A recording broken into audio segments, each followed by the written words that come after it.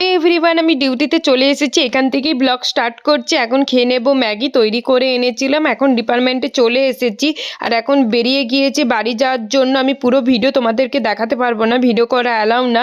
এখন মেট্রোর জন্য যাচ্ছি, মেট্রোতে উঠবো বলে এখন ওয়েট করছি মেট্রোর জন্য। মেট্রোতে উঠে গিয়েছি, মেট্রো থেকে নেমে গিয়েছি, এখন ট্রেনে উঠে গিয়েছি। ট্রেনে এখন ঘুমাবো।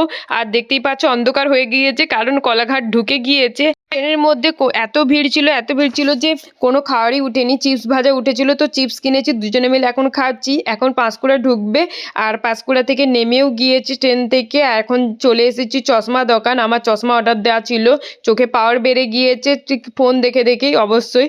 তো হচ্ছে যে তার জন্য চশমা করতে দিয়েছিলাম, চশমা নিয়ে নিয়েছি। এখন যাচ্ছি বাড়ি, দাদা আনতে এসেছিলো। তো এইটা আমাদের মসজিদ, তো এই মসজিদটা পরে রাস্তার মাঝে, কত সুন্দর করেছে, আমাদের মন্দিরে এত ভালো করেনি।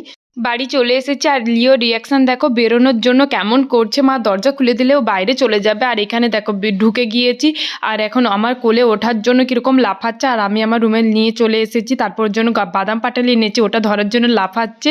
আর এখানেই ব্লগটা এন্ড করছি। ভালো লাগলে লাইক করে দিও। টাটা সবাইকে।